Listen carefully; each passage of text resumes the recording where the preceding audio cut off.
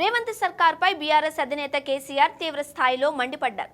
హిమాలయం అంటున్న అంబేద్కర్ను అవమానించిన లిల్లీపుట్గాళ్లు అంటూ ఆగ్రహం వ్యక్తం చేశారు. రేవంత్ రెడ్డికి భయం పట్టుకుందని, పార్లమెంట్ ఎన్నికల్లో 2 సీట్లు కూడా రావని సర్వేలు చెబుతున్నాయి అన్నారు. ఏడాదైనా ప్రభుత్వం ఉండేటట్టు లేదని జోస్యం చెప్పారు. సుల్తాన్పూర్లో మంగళవారం నిర్వహించిన జహీరాబాద్, మెదక్ పార్లమెంట్ నియోజకవర్గాల బహిరంగ సభలో కేసీఆర్ పాల్గొని ప్రసంగించారు. ఈ సందర్భంగా కాంగ్రెస్ ప్రభుత్వంపై నిప్పులు చెరిగారు. చేతగాని అసమర్థ ప్రభుత్వమని వ్యాఖ్యానించారు. మెడలు వంచైనా రుణమాఫీ చేయిస్తామని రైతులకు భరోసా ఇచ్చారు. కరెంట్ ఎక్కడికి పోయిందని ప్రశ్నించారు. 9 ఏళ్లలో కనురెప్పపాటైనా కరెంటు పోయిందా అని నిలదీశారు. పోలీసులకు కూడా స్వీట్ వార్నింగ్ ఇచ్చారు కేసీఆర్. అన్నీ రికార్డ్ చేస్తున్నామని, గ్యారంటీగా బీఆర్ఎస్ ప్రభుత్వం వస్తుందని హెచ్చరించారు. అప్పుడప్పుడు రాజకీయాలలో గమ్మత్తుగా గుడ్డి లక్ష్మి వచ్చినట్లు కొంతమంది లిల్లుపుట్టుగాళ్లకు అధికారం వస్తుంది. సేవ చేయమని, రాష్ట్రాన్ని బాగు చేయమని అధికారం ఇస్తారు.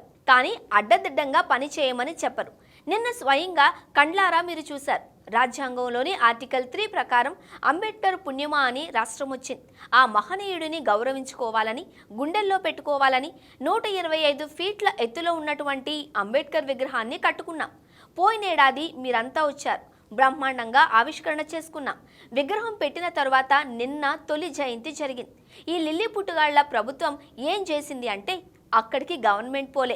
హిమాలయ పర్వతమంతా ఉన్న విగ్రహానికి ఒక్క పూలు పెట్టలే, పూలమాల వేయలే, అంజలి ఘటించలేదు. అనేక రాష్ట్రాల ప్రజలు వచ్చారు. కనీసం వాళ్లకు మంచినీళ్లు ఏర్పాటు చేయలేదు.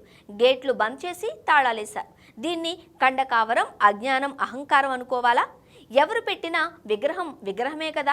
ఆర్టికల్ 3తోనే తెలంగాణ వచ్చింది కాబట్టి సచివాలయానికి అంబేద్కర్ పేరు పెట్టుకున్నాం. మరి సెక్రటేరియట్లో సిగ్గు లేకుండా కూర్చుంటున్నారు. అది కూడా అంబేద్కర్ పేరు మీదనే ఉంది కదా. యాదగిరిగుట్ట కూడా బీఆర్ఎస్ గవర్నమెంట్ కట్టింది. అక్కడ ఎందుకు మొక్కుతున్నారు? ఎమ్మెల్యే క్వార్టర్స్ను కూడా కట్టింది బీఆర్ఎస్ గవర్నమెంటే. గెలిచిన కాంగ్రెస్ ఎమ్మెల్యేలు దాంట్లో ఎందుకుంటున్నారు? మిషన్ కాకతీయ చెరువులను కూడా బంద్ చేస్తారా? అందుకే వీరిని లిల్లీపుట్టుగాళ్లు అన్నాను.